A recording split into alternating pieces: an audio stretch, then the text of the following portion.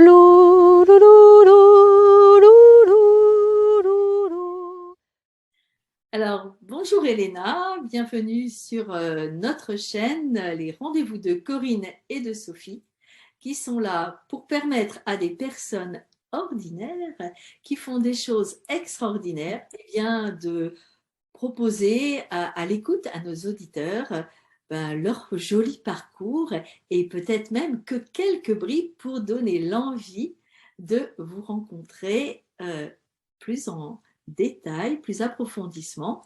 Mais vraiment, aujourd'hui, je suis enchantée de t'accueillir, Elena, avec la star du jour, la parole des arbres qui vont nous accompagner pendant tout le temps de notre interview et peut-être même après l'interview. Et peut-être même déjà avant les arbres nous ont parlé pour cette interview. Alors, est-ce que tu as envie de te présenter, Elena, un peu plus que par ce que je viens de dire? Merci Sophie et merci Corinne qui est aussi co-créatrice de cette chaîne YouTube. Merci à vous deux pour cette invitation. Qu'est-ce que je pourrais vous dire? Qu'aujourd'hui, je chemine sur Terre tel une arbre-monde, en fait, qui fait la passerelle, le pont entre les arbres et les êtres humains qui viennent à ma rencontre, mais toujours dans cette envie d'accompagner les reconnexions au vivant, à soi d'abord, et puis à tout ce qui vit sur Terre, pour cheminer ensemble en harmonie et sur une voie d'équilibre. Voilà, c'est vraiment comment révéler sa vraie nature et comment être libre et serein au quotidien. Alors c'est vrai que dans ton livre, eh bien moi j'ai trouvé que ça respirait la joie de vivre, l'espérance. C'est aussi une rencontre amusante que j'ai faite en lisant ton livre, surprenante aussi parce que les arbres sont malicieux, tu le dis aussi dans ton livre. Et puis c'est varié. Il y a à la fois une approche spontanée, intuitive avec les arbres aussi quelques références scientifiques. C'est la science en sait peut-être moins que les arbres. Et aussi des pistes pour partir à la rencontre des arbres. Et puis, eh bien, des interviews aussi de personnes qui ont des associations qui défendent les arbres remarquables, les espaces sauvages. Et dans le livre qui a vraiment une trame très intéressante, qui commence par les racines, recevoir, et puis après le tronc, servir, et la cime, transmettre. Mm. Voilà, la transmission par les arbres, la parole des arbres.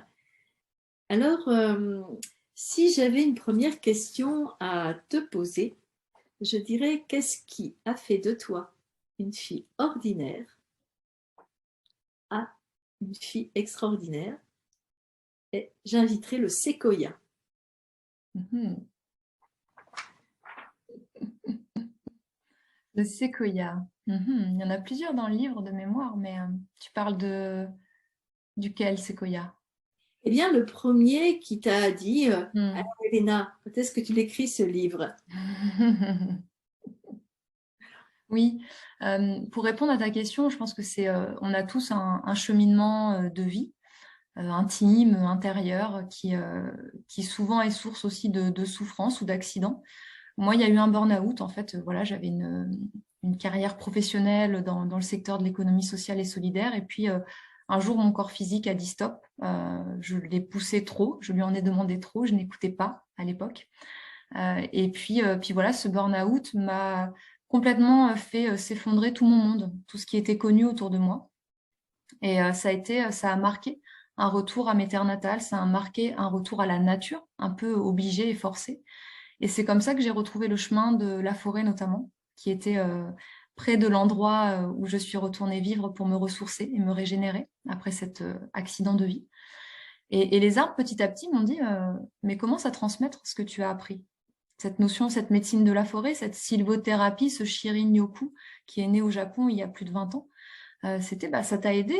Aujourd'hui, transmets en fait. Offre l'opportunité à d'autres personnes sans qu'elles soient pour autant dans une situation de burn-out, mais qui sont dans des souffrances physiques, psychologiques, émotionnelles, de pouvoir venir s'adosser à nous et recevoir du réconfort, recevoir de l'inspiration, pourquoi pas des idées pour se réinventer.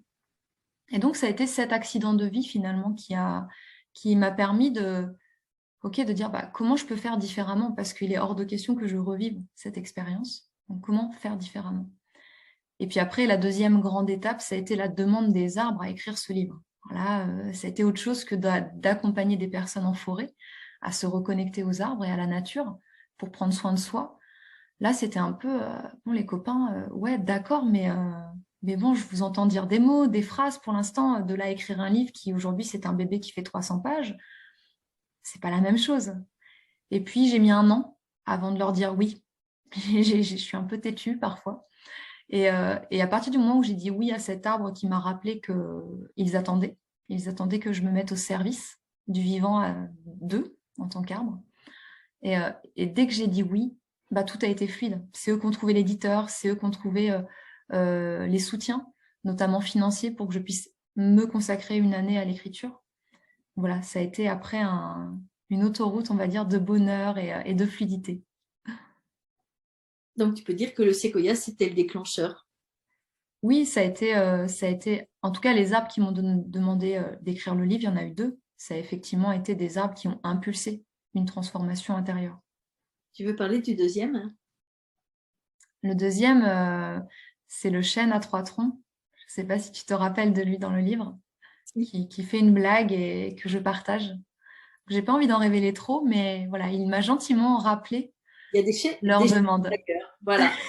Le livre parce que c'est sa parole à lui. Voilà, c'est une surprise qui est dans le livre, voilà, que je vous laisserai découvrir, mais beaucoup de joie et en même temps de fermeté. C'est bon, c'est le moment là. Là, c'est le moment, ça fait un an qu'on attend, mais maintenant, il faut y aller.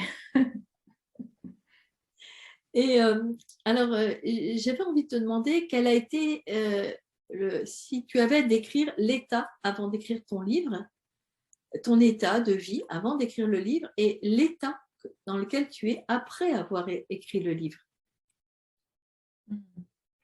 Intéressant cette question. Ce qui me vient, c'est avant l'écriture, avant cette expérience, c'était une vie vraiment très contrôlée.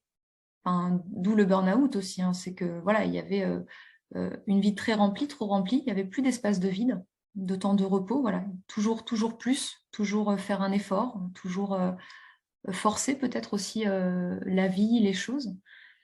Et beaucoup contrôler en fait. La peur d'être surprise peut-être. Il y avait vraiment quelque chose qui me rassurait dans cette notion de contrôle. Et donc forcément aussi beaucoup de stress et de pression parce qu'on crée des attentes fortes. Donc avant l'écriture du livre, voilà, jusqu'au burn-out, c'était ça. Et puis après, il y a eu un réapprentissage de la spontanéité, de la fluidité, du lézardage, enfin voilà, de ces espaces en fait où on flâne dans la nature, où on prend le temps de se reposer. Et on est vraiment plus à l'écoute aussi des rythmes, comme les rythmes de la nature, où bah, l'hiver, c'est un temps de régénération. Bah, pareil, nos corps physiques, dans une journée, faut pas être tout le temps à fond, quoi. Enfin, ou alors, il y a des périodes où l'énergie a besoin d'être, mais généralement, quand on s'observe dans une journée, si on s'écoute, il y a des espaces qui changent. Et l'état où je suis aujourd'hui après l'écriture du livre, parce que je raconte aussi tout le processus initiatique de l'écriture, il y a eu des états intermédiaires, mais aujourd'hui, et c'est ce qu'on vit ensemble là dans l'interview, c'est cette joie de la spontanéité, cette joie à être en permanence au service du vivant, de créer un espace, un cadre qui s'ouvre et de laisser s'élever ce qui a besoin d'être partagé ou transmis. Quand j'emmène les gens en forêt, aujourd'hui, je prépare plus rien. Je prépare la relation avec la forêt, je vais visiter les arbres, voilà, prendre la température, mais je sais d'où je pars, je sais où je sors de la forêt et ce que je vais dire aux gens en sortant. Et entre les deux, j'ai plein d'outils avec moi dans le sac à dos. Et c'est juste un état de disponibilité, de me laisser enseigner par la forêt, de me laisser porter par les questions des personnes et leurs besoins dans l'instant. Et ça, c'est très, très loin du contrôle que j'ai pu exprimer et expérimenter. C'est très reposant. Ce qui a le plus changé dans ta vie, cette écriture de livre, après avoir écrit le livre, c'est ça qui a changé le plus, que tu te laisses porter? Oui. Oui, parce que ça m'a demandé d'être très à l'écoute et très disponible pour les arbres. C'est-à-dire que c'est pas moi qui décidais c'était pas la personnalité Elena qui décidait ce qu'il y aurait dans le livre. Le plan que tu évoquais tout à l'heure, qui suit la forme d'un arbre, ce plan, il m'a été soufflé en fait par les arbres. Oui, C'est eux c'est ça. qui ont, voilà, c'est pas moi qui l'ai créé en fait. C'est un moment dans l'échange avec eux. Il y a plein de choses aussi dans la première partie sur les éléments scientifiques pour expliquer comment fonctionne la communication intuitive, que les arbres m'ont soufflé, m'ont dit bah tiens là ça serait bien que tu ailles explorer la notion d'onde, de fréquence ou le télégraphe, comment fonctionne le télégraphe, comment fonctionnait le télégraphe. Donc, il y a énormément de choses où vraiment c'est porté par eux. Après, voilà, il y a tout ce travail d'écriture hein, qui est important, mais il y a beaucoup d'écoute. Et tu dirais que ton plus grand apprentissage, l'apprentissage le plus, si tu avais un seul apprentissage à retenir dans l'écriture de ce livre et que tu pourrais transmettre à nos auditeurs, ou en tout cas que tu as vécu. Hmm. Il rejoint un peu ce que je disais avant, mais moi, ce qui m'a le plus appris et ce qui me sert encore aujourd'hui pour cheminer de manière sereine et joyeuse, c'est d'accepter de me laisser enseigner par le vivant, quelle que soit la forme qu'il prend. Là, c'est les arbres. Ça peut être dans nos rencontres. Avec toi, Sophie, voilà, des fois, tu m'apprends des choses ou tu me permets de voir une situation différemment. C'est vraiment de laisser le vivant nous enseigner, de se laisser surprendre, peut-être, par voilà, une compréhension, une chanson, une émotion, une rencontre. Et qu'est-ce que cette aventure d'écrire le livre a le plus consolidé en toi? Et ben, elle a le plus consolidé ma joie. C'est-à-dire que mon rêve d'enfant, c'était d'écrire des livres et de faire des conférences. Et aujourd'hui, grâce aux arbres, c'est possible. C'est-à-dire que là, vraiment, je sens que j'ai très envie de nourrir uniquement cette voie-là de l'écriture et des rencontres enchantées, des rencontres conférences, de vraiment nourrir cette voie-là. Et d'ailleurs, il y a un autre gros projet d'écriture qui arrive et il y en a plein qui sont là, prêts à être posés et transmis. Est-ce que tu pourrais dire que ça a consolidé la joie d'écrire? Oui, on peut le dire comme ça, oui, tout à fait. Et ça me fait penser à ton pommier, à la pommier de mon enfance, et qui a beaucoup d'humour après sa blessure. Je n'en dis pas plus, mais ça me fait penser à ton pommier. Voilà. Ouais. J'ai trouvé qu'il était, voilà, il dit, par exemple, tu es ici pour nourrir le présent. Voilà. Ça m'a beaucoup interpellée aussi quand il dit, tu es ici. Je vais le lire parce que Oui, tu veux bien que je le lise. avec plaisir. Je sens qu'il est d'accord lui aussi. Pommier dit, Elena, tu es ici pour nourrir le présent, ce passage vers la nouvelle terre qui est en cours et que tu as choisi d'accompagner à ton échelle. Mm. Et, et puis, il dit ça, ce qui m'a touchée, c'est que c'est un pommier qui a traversé des épreuves et qui a, grâce à l'intervention de quelqu'un d'autre, que je ne dévoilerai pas l'identité, parce qu'il faut lire le livre, c'est beau, eh bien, il a pu encore être là pour te transmettre ce beau message. Mm. Et pour vous le transmettre aussi, plus largement. Ouais. Mm. Cette force de pouvoir être guéri, ça me fait penser à ton burn-out que tu as guéri, je ne sais pas si on peut dire ça, Oui. et parce qu'il y a une mission, Mm. parce que tu avais une mission à vivre. Et ce pommier, peut-être que s'il n'avait pas été secouru par quelqu'un, il n'aurait pas pu délivrer ce message. Mm. Peut-être. C'est vrai. J'aime beaucoup. J'avais oublié parce que c'est vrai que quand on est dans cet état de disponibilité pour recevoir les messages des arbres, on ne retient pas tout. Enfin, puis il y a quand même beaucoup, il y a beaucoup de mots. Mais nourrir le présent, je pense qu'on est tous là pour nourrir le présent. Et on est tous là pour se laisser choisir par le vivant.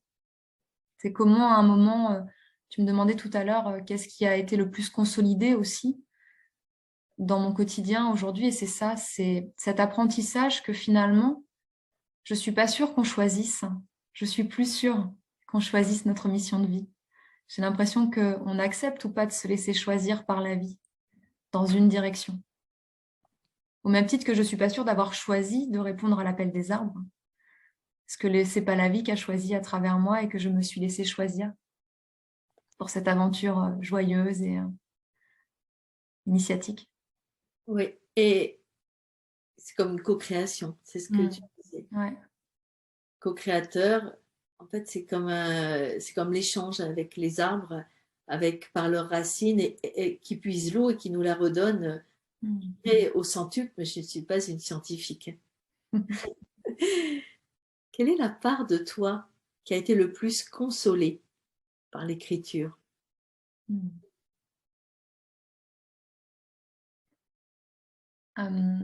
Je crois que c'est cette part qui, à mon sens, on porte tous. Vous savez, cet enfant qu'on a été et qui s'autorise à rêver, qui s'autorise à rêver l'impensable peut-être dans la vie d'un adulte. Et d'ailleurs, c'est marrant parce que j'ai une phrase là sur mon bureau que j'ai... Tout devient possible. Voilà. Et en fait, quand tu me poses cette question, c'est cette phrase qui revient que j'ai depuis quelques semaines sur le bureau. Et ce qui a été le plus consolé, c'est ça, c'est cette partie en moi qui avait été blessée, à qui on avait dit mais non, mais c'est pas possible, on rêve pas. C'est pas forcément dit, mais c'est empêché des fois par des actions. Ça peut être des paroles, mais j'ai vraiment cette sensation que je me suis de nouveau autorisée à rêver et à nourrir ces espaces de rêve et à les concrétiser avec la sortie de ce livre. Et aujourd'hui, je porte ça, que tout est possible. J'ai la sensation de le porter et de chercher à le transmettre, notamment à travers le livre. Que tout est possible. Et si c'est le moment, et si on est à l'écoute du rythme naturel qui nous est proposé, alors ça arrivera. Ben, ça me fait penser aux chênes de Kerguéan. C'est quelque chose qui m'a touchée dans le livre. Et je te laisse en dévoiler ce que tu as envie, mais je l'ai appelé, moi, l'arbre enfantant.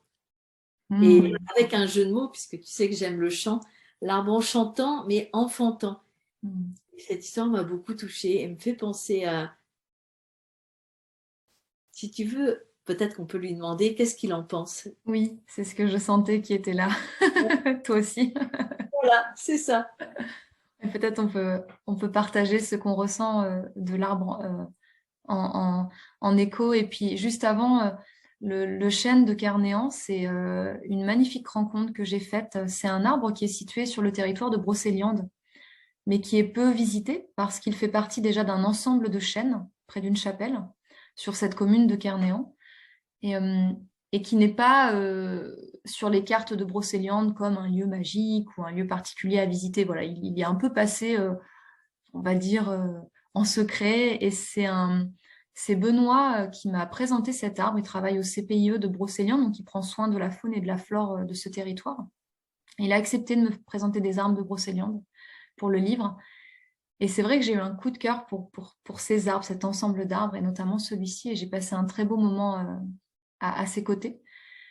Et voilà, je vous laisserai découvrir ce qu'il a transmis dans le livre et peut-être là lui laisser un espace. Effectivement, qu'est-ce qu'il a envie de transmettre? Est-ce que tu as envie, toi, déjà de poser quelque chose ou des mots, des sensations qui sont là, Sophie? Ah oui, cet arbre m'a touchée parce que il n'aurait pas dû être là. Il avait été destiné par un homme qui en avait besoin pour une utilisation, j'allais dire, matérielle. Et sans dévoiler le compte, parce que je le sens très présent, je me suis dit, voilà, c'est une blessure qui n'a pas pu... L'outil n'a pas pu être utilisé parce qu'il y avait plus grand, une plus grande mission.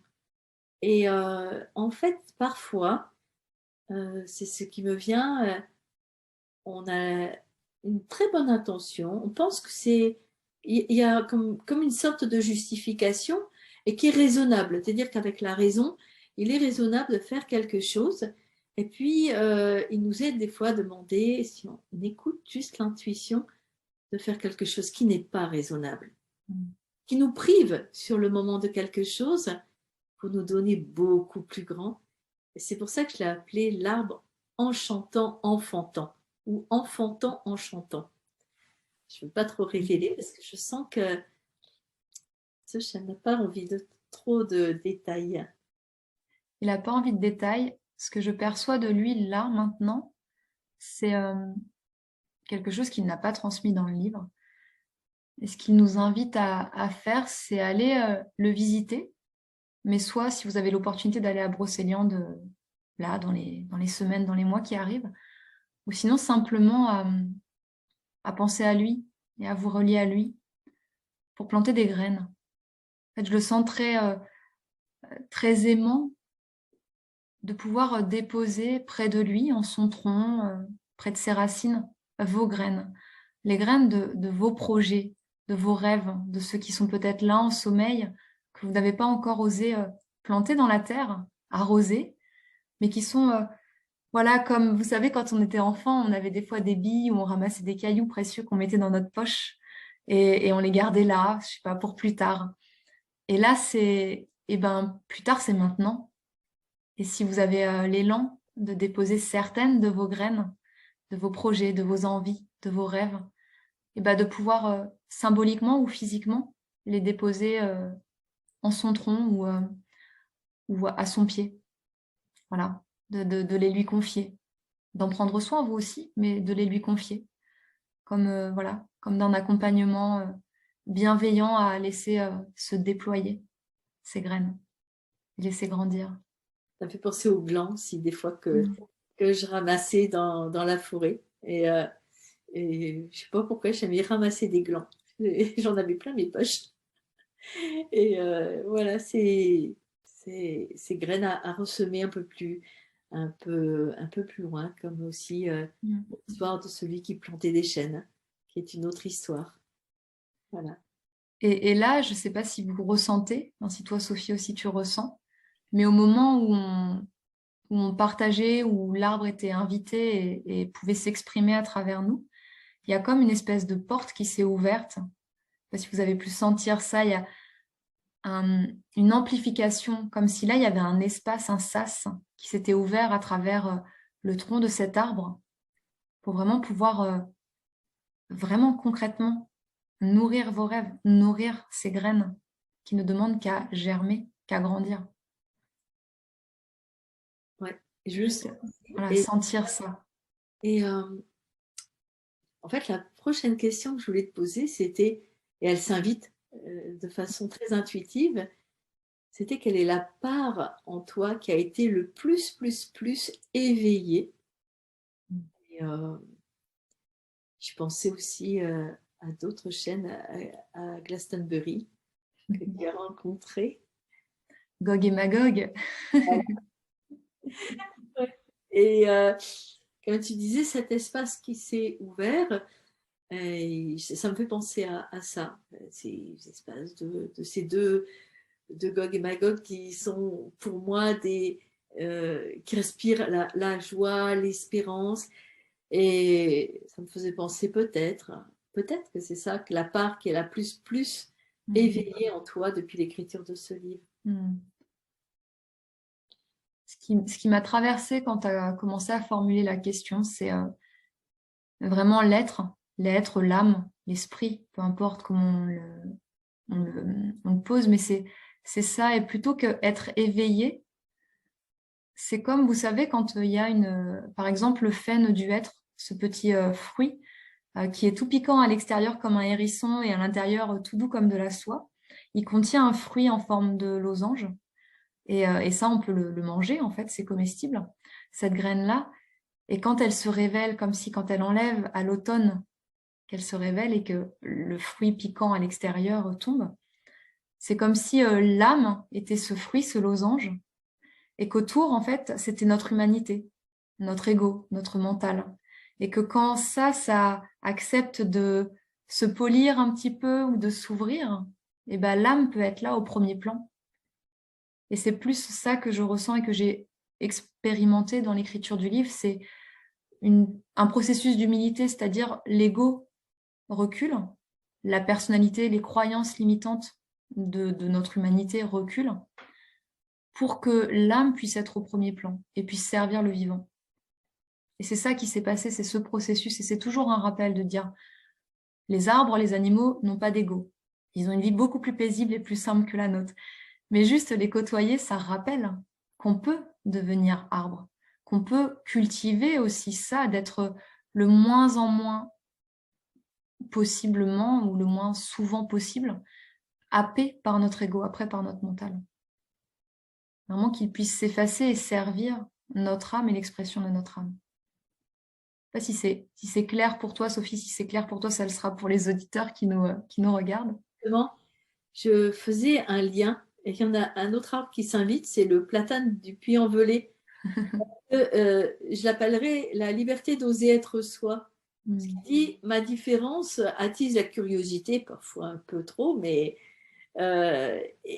finalement, l'âme, chaque âme est différente et belle, en fait. Et cette liberté d'oser être soi. Quand tu as parlé de ce frêne, qui est le fruit du être, je trouve ça très beau parce que on dirait un hérisson. Et quand il est par terre, il pique, mais à l'intérieur, c'est tout soyeux, comme tu disais. Et puis ce goût de noisette, quand parce qu'on dit un goût de noisette, on pourrait très bien dire un goût de frêne. Hein. Et je me dis, ben, à chaque fois, le fruit il est différent. Il n'y a pas de calibre, même si. Et je me disais, c'est la liberté d'être soyeux. Et je pensais au platane. C'est vrai.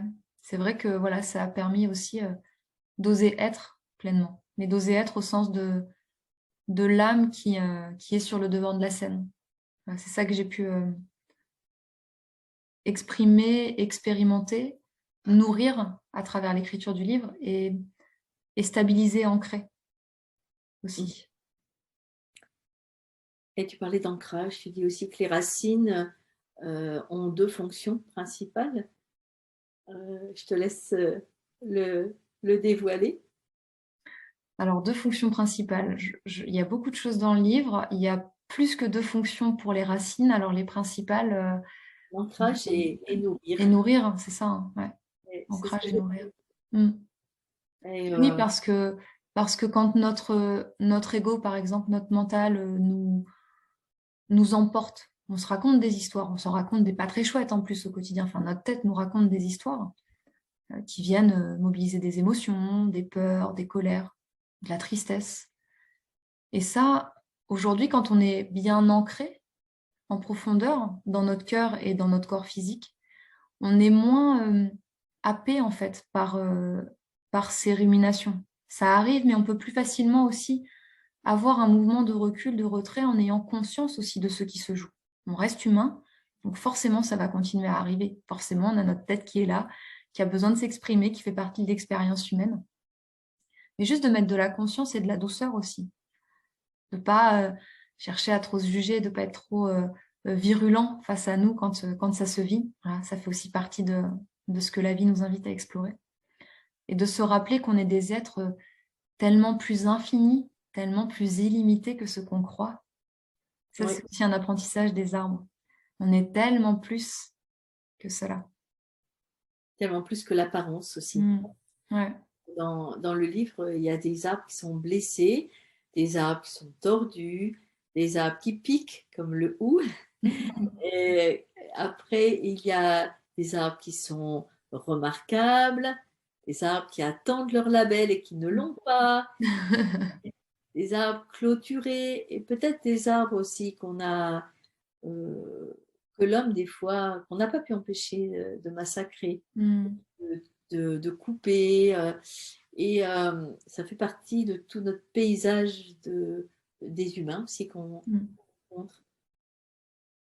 Et quand tu invites les arbres, qu'est-ce que tu pourrais donner comme un seul conseil? Mais le seul conseil que tu pourrais donner pour aller à la rencontre d'un arbre, admettons que nos auditeurs n'aient jamais rencontré un arbre, jamais pensé que l'arbre puisse parler. Et qu'est-ce que tu donnerais comme conseil? Un seul. Un seul. Hmm.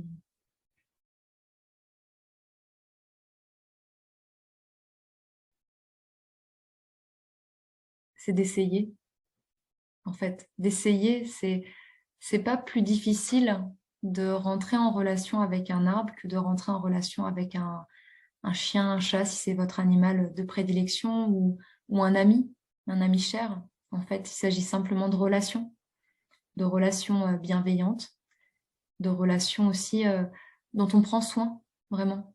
Prendre soin de la relation, de l'écoute, de la disponibilité. Et simplement d'essayer et de le faire avec ce que vous êtes. Avec ce que vous êtes là au moment où vous avez l'élan d'essayer de rencontrer un arbre. Et est-ce que il faut être... est-ce qu'il y a un jour précis dans la journée ou est-ce qu'il y a un jour précis dans le mois? Est-ce que les arbres nous donnent des fois des rendez-vous très cadrés ou bien tout d'un coup un jour on se lève? T'as un peu dans ta question la réponse, c'est d'écouter l'élan qui est là en fait. À partir du moment où nous on est disponible, l'arbre en fait il va être disponible parce qu'on est tout le temps en résonance et en miroir les uns des autres, quel que ce soit une personne qu'on connaît ou un collègue ou un arbre ou je sais pas un chien.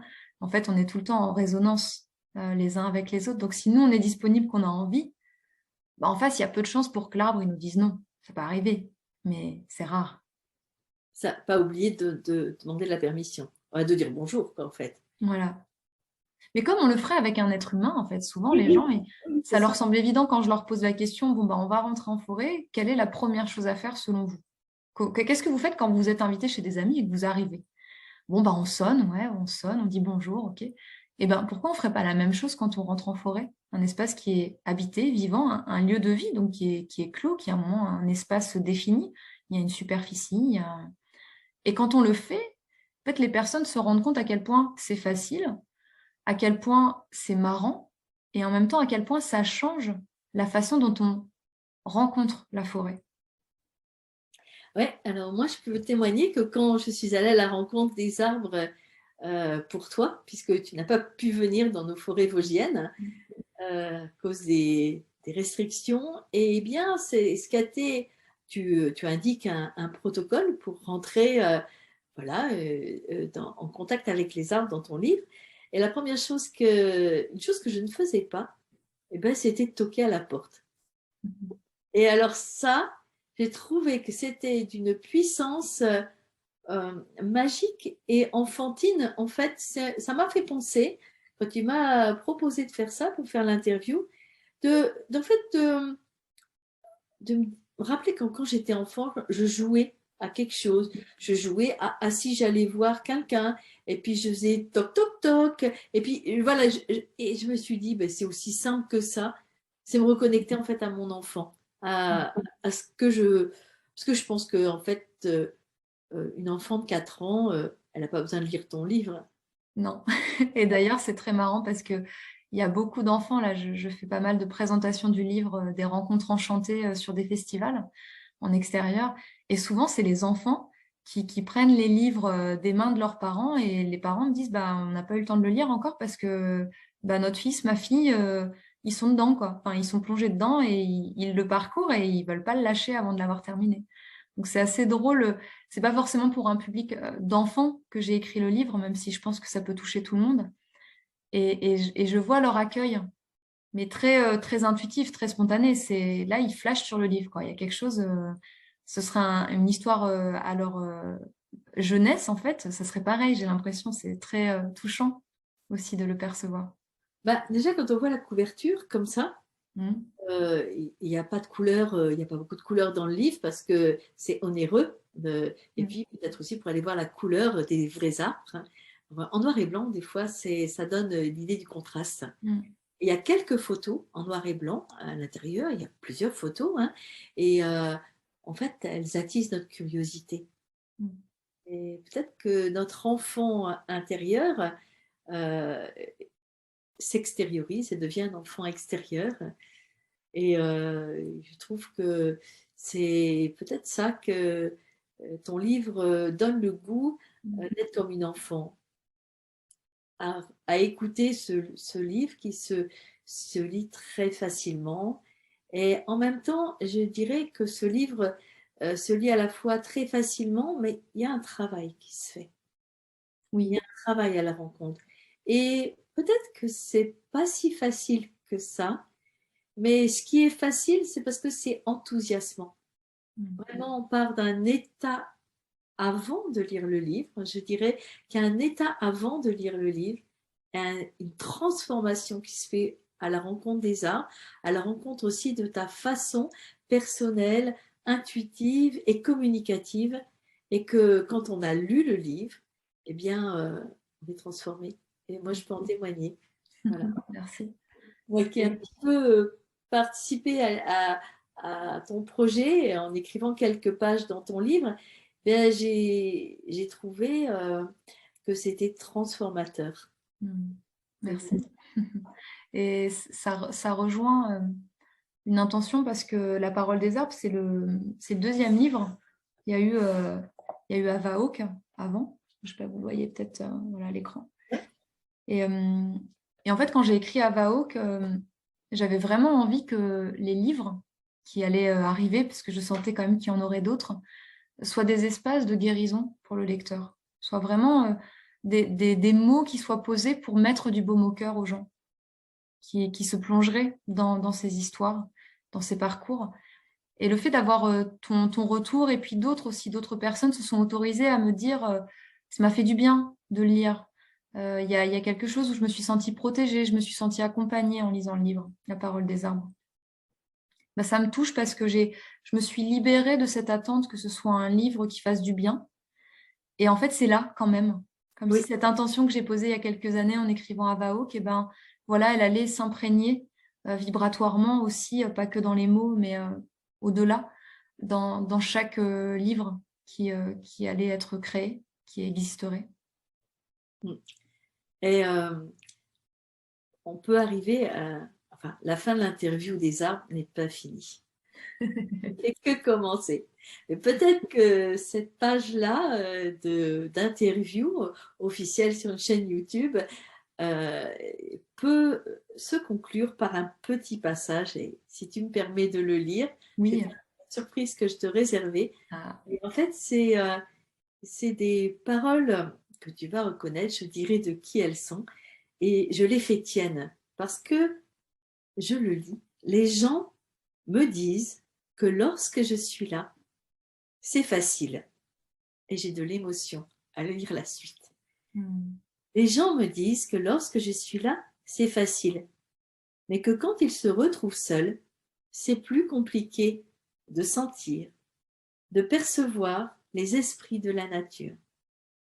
Quand nous avons développé une faculté, elle s'inscrit dans notre champ vibratoire et se communique aux autres personnes lorsque nos champs vibratoires sont en contact. C'est ce qui explique qu'à mon contact, il est plus facile de dialoguer avec la nature. Mon champ vibratoire vient activer chez eux cette faculté qu'ils n'ont pas encore développée. J'ajouterai qu'ils ignorent peut-être encore. C'est un déclencheur. C'est comme si j'avais appuyé sur le bouton Start. Après, c'est aux personnes, c'est à elles de poursuivre en s'entraînant, en s'amusant, je rajouterai, comme une enfant, pour pouvoir véritablement développer cette faculté. Parfois, la difficulté, c'est juste de s'y mettre, et je rajouterai, c'est d'oser.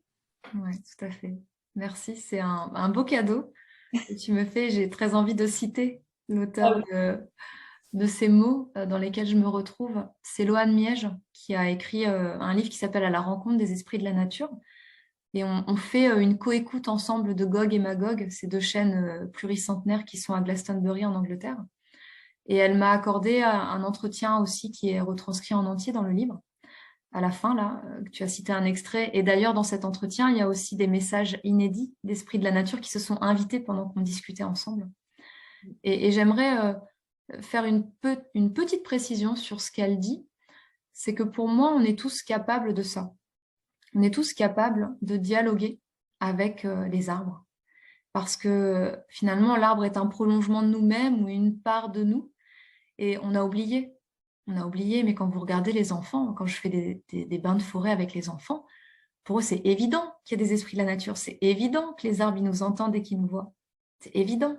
Et si on se rappelle comment on était à 4, 5, 6 ans, c'était évident pour nous. Peut-être que des fois, on se cachait, on avait peur du regard des adultes. Mais en vrai, on avait cette connexion avec eux. Et c'est se reconnecter, c'est réactiver, se ressouvenir. J'aime beaucoup ce mot du ressouvenir. Se ressouvenir de tout ça. Et c'est vrai que rien qu'en ayant assisté à cette interview, déjà là, il y a des choses qui bougent dans votre champ vibratoire. Et Ouais. déjà là, peut-être que ça sera différent, et c'est sûr même que ce sera différent, d'aller à la rencontre d'un arbre. Et d'oser la liberté d'être soi. Parce que finalement, on devrait tous apprendre, la première chose, c'est à toucher un arbre. Je sais que quand j'emmène des fois les personnes chanter auprès des arbres, la première chose qu'elles me demandent, ça se fait? Est-ce que c'est correct? Je dis oui. Et le champ vibratoire, c'est oui. Tu dis au début de ton livre que les chants ont je crois que c'est dans l'introduction, qu'ils ont une vibration qui est assez basse et que en fait on le sent par les pieds, par la peau, et tous les sens sont déployés. Et parfois, c'est vrai, aller à la rencontre des arbres accompagnés, c'est peut-être sécurisant, libérant aussi. Donc, je trouve que ce passage te ressemblait bien, c'est-à-dire d'avoir aussi expérimenté d'être avec toi auprès. On a visité ensemble aussi le parc de Saint-Malo. Et je ne dirais pas les arbres qui se sont invités aussi, mais je le vois. Je les vois bien. Mais ils me disent, chut, c'est un secret, il faut aller rencontrer Elena. Il faut rencontrer Elena. Alors peut-être que tu peux dire aussi, qu'est-ce que tu proposes aussi dans ton accompagnement, au-delà du livre? Oui. De toute façon, sous la vidéo, j'imagine, il y aura le lien avec mes coordonnées et puis mon site internet. Tout ce que je propose, ça a vraiment pour vocation à vous reconnecter au vivant, à vous reconnecter à vous pour pouvoir cheminer sur votre chemin d'éveil de conscience librement, sereinement, joyeusement.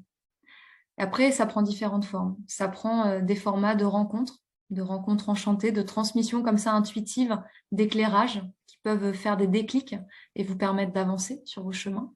C'est également des bains de forêt, des moments près des arbres, on va dire, très largement. Donc ça peut être des bains de forêt en semi-nocturne, des journées d'immersion dans la forêt, des temps individuels pour aller rencontrer votre arbre médecine. Voilà, quel est l'arbre dont vous avez besoin maintenant. Et il y a également aussi l'accompagnement des lieux. Des lieux parce que ce soit un écolieu ou votre maison. Voilà, si dans votre maison, vous avez un jardin, vous avez peut-être un arbre où vous sentez qu'il est en difficulté ou qu'il a quelque chose à vous transmettre, à distance ou carrément en venant chez vous, je vous aide à tisser, à retisser, à renouer la relation avec lui et à pouvoir comprendre ce qu'il a à vous transmettre et pouvoir vous laisser en autonomie, après vous laisser enseigner par lui. Voilà, et puis il y a beaucoup, j'aime aussi être à l'écoute du rythme de la nature. Et donc, je propose des temps soit en distanciel, soit en présentiel autour des fêtes de la roue de l'année celte. Donc, j'ouvre des portails vibratoires qui sont des voyages d'1 heure en distanciel pour vraiment révéler votre vraie nature à différentes périodes. Il y en a toujours une par mois. Ça s'appelle les reconnexions unitaires. Et puis là, il y a une surprise qui se prépare. Et je ne sais pas si on peut l'annoncer. Il y en a d'autres, hein. Mais là, il y en a une avec Jean-Pierre, qui est un druide qui a participé au livre.